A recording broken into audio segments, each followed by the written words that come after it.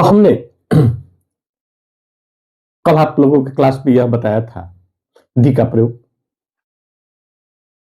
यानी दी का स्टार्टिंग में जब हम लोग काउंटेबल नाउन के साथ जब करते हैं या कॉमन नाउन के साथ करते हैं तो उसका अर्थ ऑल होता है, सभी होता है।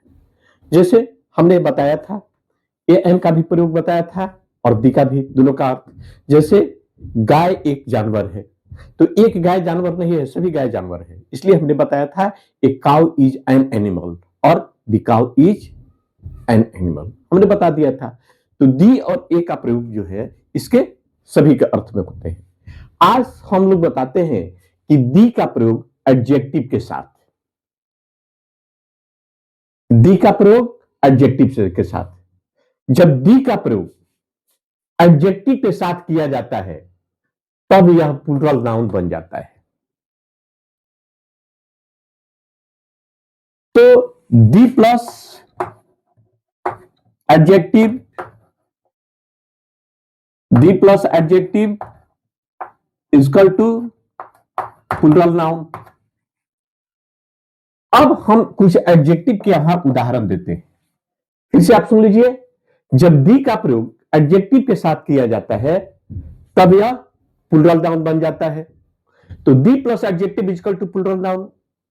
यहां कुछ एडजेक्टिव का उदाहरण देते हैं हम। एडजेक्टिव में है जैसे रिच, पुअर, ओल्ड, डम, यंग, वाइज। तो रिच माने धनी, पुअर माने गरीब, ओल्ड माने बूढ़ा, डम माने गूंगे और यंग माने जुआ और वाइज माने बुद्धिमान। अब एक बार हमारे साथ घटना घटा कि एक टीचर ने हमसे पूछ दिया कि सर बॉय में एस लगा देते हैं तो बॉयज हो जाता है, अब पुअर में एस लगा देते हैं तो पुअर्स हो जाना चाहिए, गरीब लोग हो जाना, पुअर माने गरीब, अब पुअर्स माने गरीब लोग। ये भ्रम है, ये गलत है, क्योंकि कभी एडजेक्टिव का प्लूरल होता ही नहीं है, दिमाग से हटा दीजिएगा। क्योंकि बहुत सारे लोग इस तरह की बात हो जाता है कि रिच में एस लगा दिए तो रिचेज हो गया, पुअर में एस लगा दिए तो पुअर्स हो गया, ओल्ड में एस लगा दिए तो प्लूरल हो गया, डम में एस लगा दिए तो प्लूरल हो गया। ऐसी बात नहीं है, क्योंकि एडजेक्टिव का जो है, एडजेक्टिव का कभी प्लूरल होता नहीं है। अगर होता भी है तो उसके अर्थ परिवर्तन हो जाते हैं। इसलिए यहां इसके लिए इस एडजेक्टिव को प्लूरल नाउन बनाने के लिए हम लोग दी आर्टिकल का ही प्रयोग करते हैं। इसलिए एडजेक्टिव का कुछ उदाहरण दे दिए हैं, रिच, पुअर, ओल्ड, डम, यंग, वाइज। अब ये जो है यहां दी आर्टिकल है, चलिए ये एडजेक्टिव है, तो दी को एडजेक्टिव से जब हम लोग ऐड करते हैं तो क्या हो गया, प्लूरल नाउन बन गया।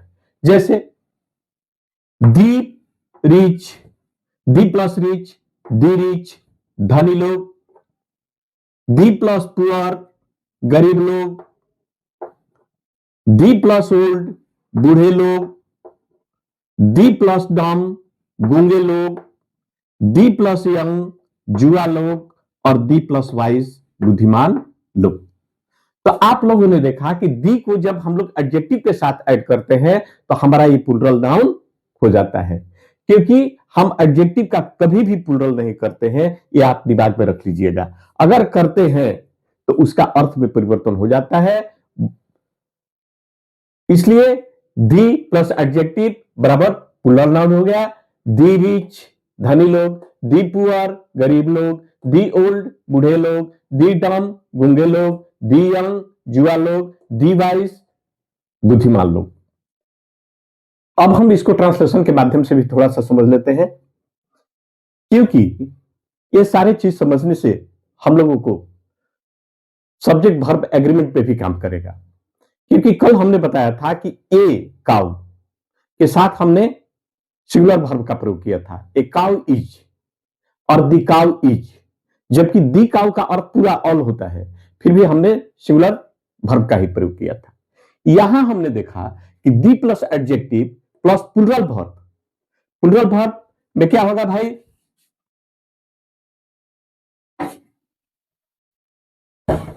प्लूरल वर्ब में टू बी वर्ब में आपका होगा आर होगा, वेयर होगा, हैव होगा, ये सब प्लूरल वर्ब है, और प्लस एडजेक्टिव या नाउन, ये सब हमारा प्लूरल वर्ब है। आर वेयर, यहां पर इज एम और वाज का प्रयोग नहीं होगा, हैज का प्रयोग नहीं होगा, इसलिए प्लूरल वर्ब का प्रयोग होगा। यहां पर भी ध्यान दीजिएगा, क्योंकि दी प्लस एडजेक्टिव बराबर प्लूरल नाउन, और the plus adjective a plural noun is used as a subject, और इसका हम लोग सब्जेक्ट के रूप में कैसे प्रयोग करते हैं। तो अब थोड़ा सा ट्रांसलेशन के माध्यम में हम देख लेते हैं। बूढ़े लोग लाचार हैं, यहां बूढ़ा लोग, तो बूढ़ा लोग का मतलब हुआ कि एक बूढ़ा नहीं, सारे बूढ़ा, all old man, all old man, तो इसका हम लोग बनाएंगे दी ओल्ड आर हेल्पलेस। बूढ़े लोग का मतलब क्या हुआ, पूरे बूढ़े लोग की बात कर रहे हैं हम, एक की बात नहीं कर रहे हैं, ऑल की बात कर रहे हैं, यानी हम लोग कह सकते हैं ऑल ओल्ड मैन, ये आप दिमाग में रखिएगा, ऑल ओल्ड मैन। तो बूढ़े लोग लाचार हैं, द ओल्ड आर हेल्पलेस। अब कहते हैं धनी प्रसन्न है, तो धनी, तो दी रिच, यहां धनी एक धनी नहीं, पूरे धनी लोग के, तो दी रिच का मतलब क्या हुआ, all rich man, all rich man, तो ऑल रिच मैन, तो all rich man are happy, या दी रिच आर हैप्पी।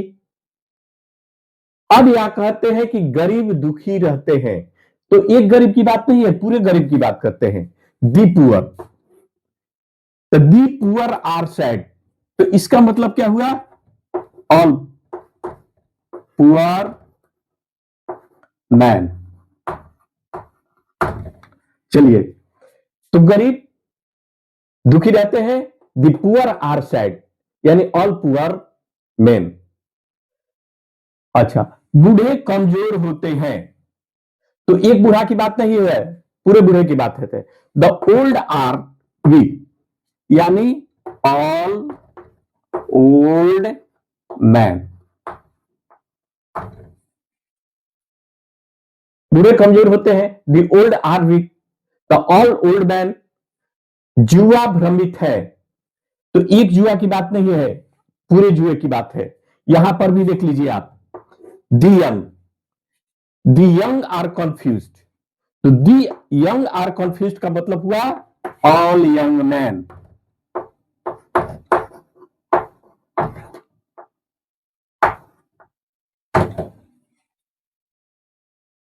जुआ भ्रमित है, the young are confused, the all young man. रोगी लाचार होते हैं, रोगी एक रोगी की बात नहीं होता है, पूरे रोगी की बात होता है। The sick are helpless, the sick are helpless, तो कहेंगे ऑल सिक मैन। चलिए, धनी बेईमान है, तो एक धनी की बात नहीं है, पूरे धनी की बात है, धनिक लोग की है, तो यहां कहेंगे दी रिच आर डिजॉनेस्ट, तो ऑल रिच मैन।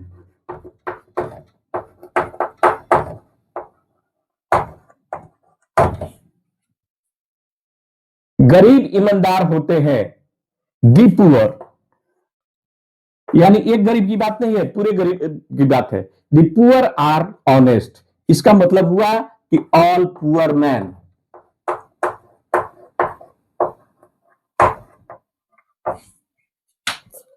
बूढ़े बेकार होते हैं, एक बूढ़ा की बात नहीं है, पूरे बूढ़े की बात है, ऑल। तो दी ओल्ड आर यूजलेस, यानी ऑल ओल्ड मैन। चलिए, धनी घमंडी है, दी रिच, तो धनी हुआ, एक धनी की बात नहीं है, पूरे धनी की बात होता है, यहां पर दी रिच, तो all rich man.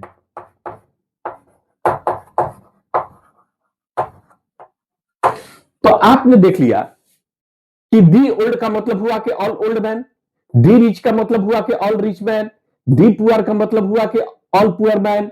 The old का अर्थ हुआ कि all old man. The young का अर्थ हुआ कि all young man. The sick का अर्थ हुआ all sick man. The rich का अर्थ हुआ the rich man, all rich man. The poor का अर्थ हुआ all poor man. The old का अर्थ हुआ ऑल ओल्ड मैन और दी रिच का अर्थ हुआ ऑल रिच मैन। तो आप लोगों ने देखा कि किस तरह से दी जो है एडजेक्टिव के साथ मिलकर के और प्लूरल नाउन का निर्माण करता है। और ये जो है ये जो है इसको हम लोग कहेंगे ये plural noun is used as subject, और इस सब्जेक्ट के स्थान पर हम लोग इसका प्रयोग कर देते हैं। तो एक बार और बोल देते हैं, बूढ़े लोग लाचार हैं, दी ओल्ड आर हेल्पलेस। धनी प्रसन्न है, दी रिच आर हैप्पी। गरीब दुखी होते हैं, दी पुअर आर सैड। बूढ़े लाचार होते हैं, दी ओल्ड आर वीक। जुआ भ्रमित है, द यंग आर कंफ्यूज्ड। रोगी लाचार होते हैं, द सिक आर हेल्पलेस। और धनी बेईमान है, द रिच आर डिसऑनेस्ट। गरीब ईमानदार होते हैं, द पुअर आर ऑनेस्ट। और बूढ़े बेकार होते हैं, द ओल्ड आर यूजलेस। और धनी घमंडी होते हैं, द रिच आर प्राउड।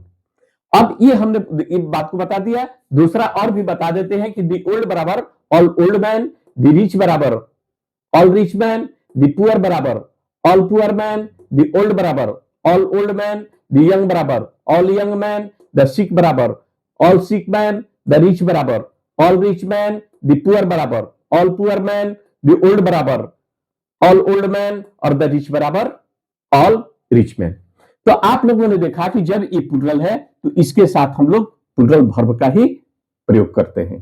तो चलिए आज का क्लास हम यहीं पर आपका स्थगित करते हैं। पुनः कल हम अभी दी का प्रयोग बता रहे हैं, बताते रहेंगे, और उसके बाद अंत में आपका ऑब्जेक्टिव क्वेश्चन 12th क्लास का देंगे, और उसके बाद कॉमन एरर से देंगे। एयरफोर्स नेवी वाला भी आपका करंट जो प्रीवियस ईयर में आया है उन सारे प्रश्नों पर हम लोग चर्चा करेंगे। आज हम यहीं पर आपका क्लास अंत करते हैं। पुनः कल मिलेंगे, तब तक आपसे विदा चाहते हैं।